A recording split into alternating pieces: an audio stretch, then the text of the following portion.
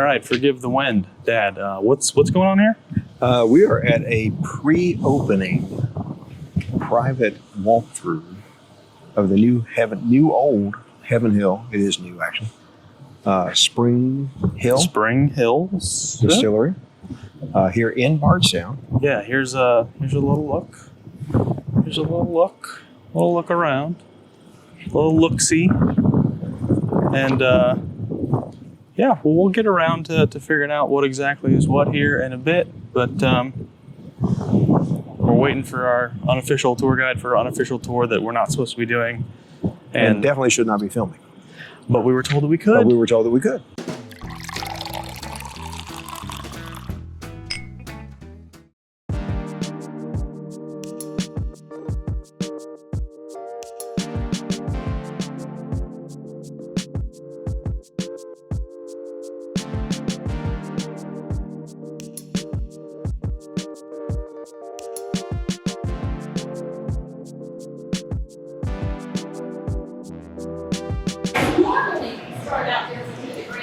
So our grain silos, we have two for each grain, two for corn, two for malt barley, and right now we're just using the standard mash bill, so the other two are for the rye. But we can switch it out week to week because those small grains are interchangeable. But our grain silos hold 2.5 million pounds of grain each. That's equivalent to 45,000 bushels, which would be 2,700,000 pounds of corn per silo. So from there, we have a little conveyor belt that will take all that grain as needed into the hammer mills, which are actually above us, but you can't tell. And then we're going to grind it all up, and it's super loud that way, 10 times louder. So we don't go to the hammer mills. But it'll grind it all up, and it sends it up to the floor, where we weigh it out. We'll talk about that more when we get over there. But then we come in here, and this is our quality control lab. We check everything on the front end here. The back end gets checked with another lab, which I'll show you. So here we're making sure that all the grain is good. We take samples of it, make sure it's not too wet, it doesn't have any bacteria, there's no contaminants in it. They're going to check all that here. Plus, they're going to check the yeast here, which we'll talk about in a second. Then this big empty room over here is going to be a research and development lab. Right now, all of our research and development is done over the bottling facility, which is at the Chasewood, which is where you guys were at earlier. But this is one of those, let's build it before we need it, because when you need it, you don't have the space to kind of take that luck. So I'll tell you, they can't wait for this to get over. This is like twice a day over the And I know that we're testing a couple of different flavored whiskeys, blackberry. But this is the coolest thing about Springs, which is right now. So this is our live yeast lab. We are cultivating our own yeast here. We're not using dry yeast, which is what we have used for years and years. We've made many awards where we're using that dry yeast. But by using the live yeast, we have more control over what makes the alcohol so good. So in 3 days' time, we take this tiny little cryogenically frozen vial of yeast and fill that 3,500 gallon tank full of yeast. So we started that vial back in my factory back here, which is very, very sterile. And then we're going to put it into a 9-liter jug. Once the cell count reaches where they need it, they move it to this 100 gallon Donna tank. From there, they're going to make sure they're still feeding, everything's growing right, and it'll get pumped up through pipes down here to this thing. And that is going to be fed directly into the fermentation tank. So it will not meet up with the mash until it gets to the fermentation tank. Here it's just getting fed a little bit like a baby. Yeah, you get to keep it happy. But we're not going to let it ferment. We want it to take all that energy in the actual fermentation tank. All right, now let's walk over here. I'll show you where we're cooking its food.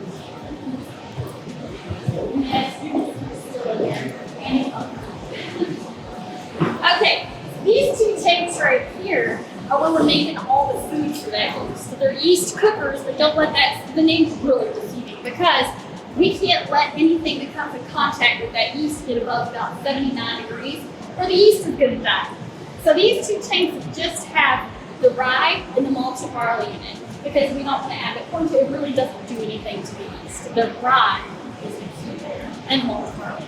So we're going to cook it in here, then we're going to cool it down. There's a bunch of pipes underneath to cool it, so when it gets over to the yeast, it's the perfect temperature. Now over here, we have 4 11,000 gallon cookers.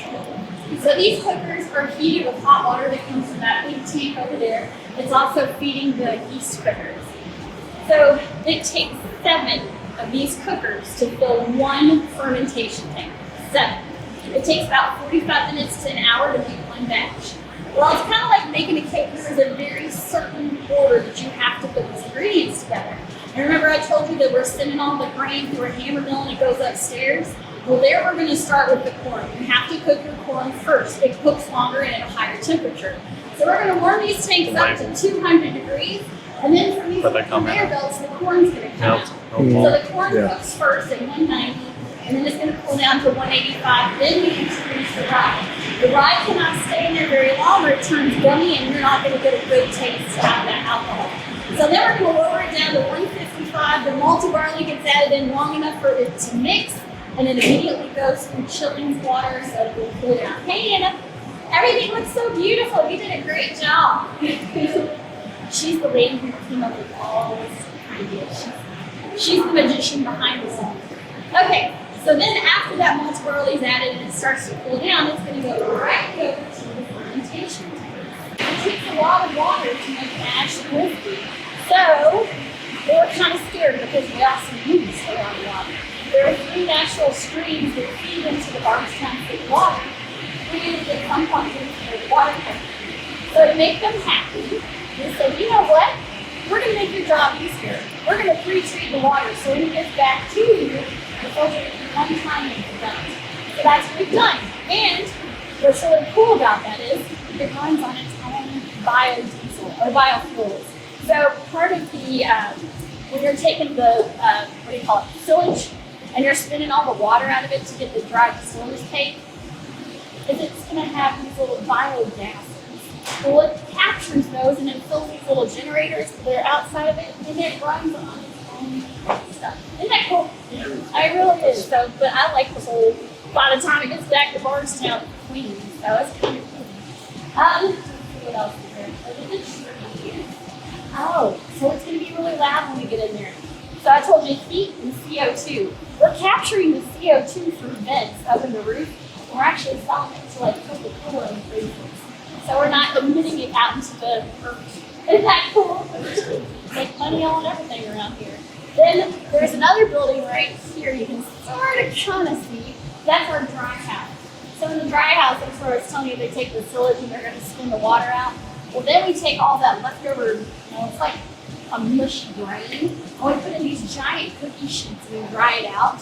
And then we add some of that water back to it. You're going to actually boil it down, kind of make a syrup, like a molten syrup, and it's going to extend the shelf life of it. So down at Bernheim, we can't do that. We don't have a way to get the water out of it, so it's this mushy gunk, and we have to pay people to come and take it away. Well, now they pay us to take it because the shelf life is extremely longer. And they use it for other things other than just feeding cattle and dogs and make dog food out of it. It's also a growing medium. And we have a man in California that's dying to get his hands on this because apparently it grows mushrooms really, really well. So, another thing not to go to waste. So, for somebody who's 82 years old, Max Shapiro sure put a lot of thought into, let's see how this thing can reduce its fingerprint on the earth. So, one thing people wouldn't think. Alright, so when we walk through here, just assume everything is hot. You don't want to touch it, but we can look through and I'll turn lights on so you can actually see the match different stations. And then we'll walk down and see the still. Are you going to age everything in the rick houses over but the main property? Well, we have 7 different rick houses, so they just go wherever we have space. Right, so it's all going to be trucked over to do that. With weight distribution. Yeah, so sure. Some have too much that's in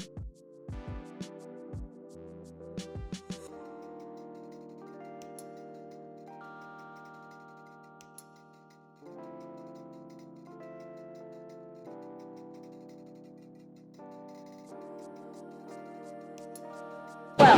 So the beer well takes that fermented mash and it's going to get it ready to go into the still. So the mash sits in here for 4 to 6 days just until that yeast doesn't stop. So we get about 12 to 13% ABV, then it will go in here. And then this will feed 111 gallons a minute to the still. You guys ready to get to the still? Alright. We're going to talk about this really cool little piece of I've got some of that. This is art, this is history.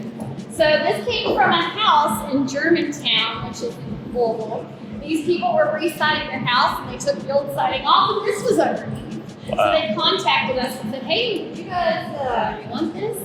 So we've had it in storage for 20 years at the Bernheim Distillery. They were just waiting, trying to find some place to put it. So we, piece by piece, put it back together. And we had an artist come in and kind of help jazz Touch it up up a little bit. Because we had a big chunk at the top was missing. You can sort of see this. We used to have a floor, and they kind of painted over it as things went on. There was a few windows that were cut out here and there, so they pieced it back in, and then we added a window. It was cute. But I love that. There's a little history of Heaven Hill. We never knew it existed.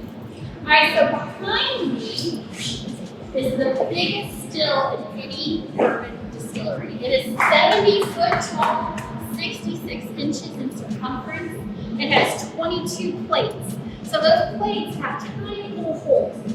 They're very important. So this is operated by steam. So it comes in from underneath, and that same steam line makes the thumper. So it's keeping everything regulated at the same temperature. Well, the beer comes in at plate number 18. When we go in there, you can see there's a little pipe that's over there. So as that beer is coming in there, it's hitting those hot plates, and it's going to vaporize. Well, it's going to make its way all the way down, and it's going to go back up. These bottom 2/3 is stainless steel that just has a copper jacket on the outside to be pretty. But the top third, where it matters, is solid copper. So as that beer is coming down through there, it's going to hit all those plates, and it's going to pull out impurities and off taste. The important part, again, is that top third, because that's where all the alcohol vapor goes. The other thing about Springs, which is the name of this distillery, is it's automated like Disney World. There's 21 people total that work here, including us. 5 people work a shift at a time. 2 of them, and we'll go over there, that's the brains of their operation. 2 people are in there at all times. One's monitoring to make sure everything's working right. And the other guy, well, if something's not working right, he gets to go fix it. So it's kind of amazing the amount of engineering that went into this place. So heads, hearts, and tails. You guys have heard of that, right? Yep. So the heads and tails come off automatically. We don't have to test anything. So the hearts are what we're wanting to capture, and that's between 140 and 130, 132. Ideally, we're capturing everything about 138 proof. So anything above that is heads, and it comes off automatically. Anything below 130 is tails. There's a box you can't see. It's underneath this concrete floor. The heads and the tails go in there, and it goes back into that beer well, and it's going to get distilled again. So the hearts, as it comes out, it's actually only 70 proof at that point. But it's going to go all the way down here to the thumper. It's called a thumper because it has water in there, and as those vapors are hitting the water, it makes a thumping sound. Well, then it's going to basically double distill it. Then it's going to come back up and go through that big copper cylinder, and that's a condenser. That is where the vapor turns back into liquid. And then if it was running, we'd see it go through the spirit safe, and it literally goes through the H. It's very cool. That's cool. It is very pretty. All right, we're going to go in. Just don't touch it. Still just doesn't have a name yet. It's just the biggest still of any bourbon distillery. Old Glory. Now this is just phase 1. Phase 2 is going to have another distillery right there. And then phase 3, which will be the final phase, they're each going to have their own thumper. One's going to be right there. Over there. How many gallons can you run an hour with 3? 111 gallons in a minute. Jesus Christ. In a minute.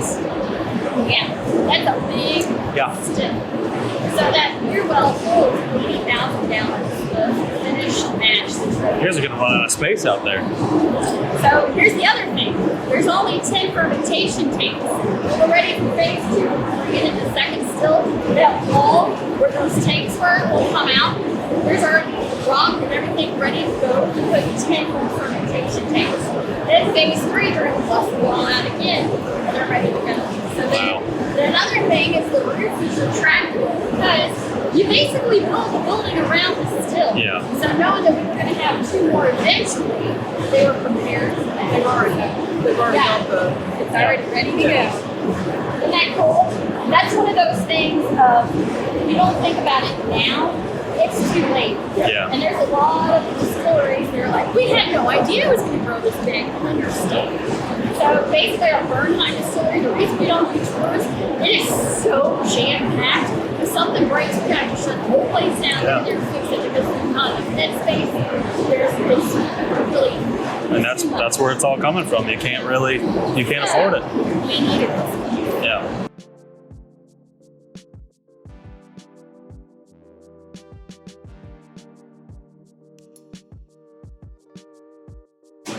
If they're nice to wait at us. This is where I told you 2 people are running it at all times. So it is a 24/7 operation. And I don't know these people because they work a different shift that I'm used to seeing. But you can see all their screens there. They're monitoring everything. So if something is going wrong, they'll know. If something's being filled with mash or taken out, they can see it here. There's over 14 miles of piping in this building. 14 miles. I can't remember how many pumps he said. I think he said there was 60, but I don't remember. I'm not there.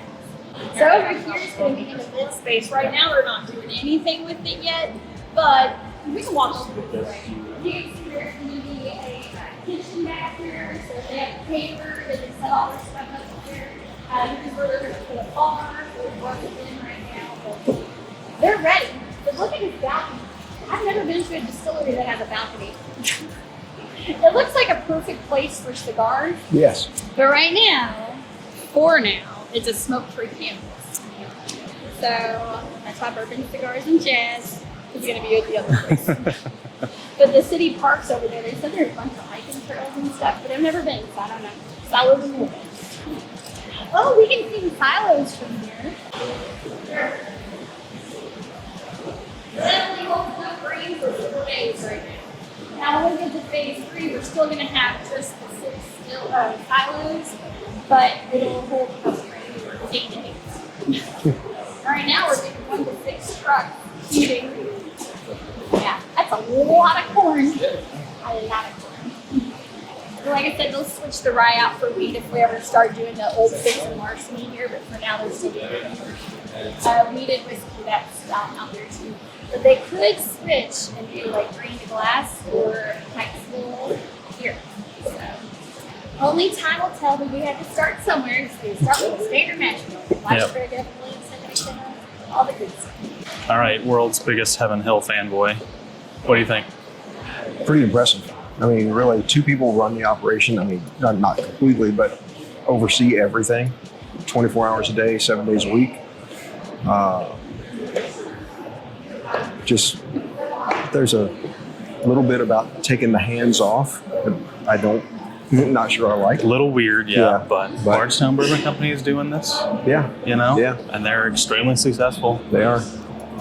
I mean, the amount they're going to be able to push through here. Here's a point. Heaven Hill does sell barrels. It's true.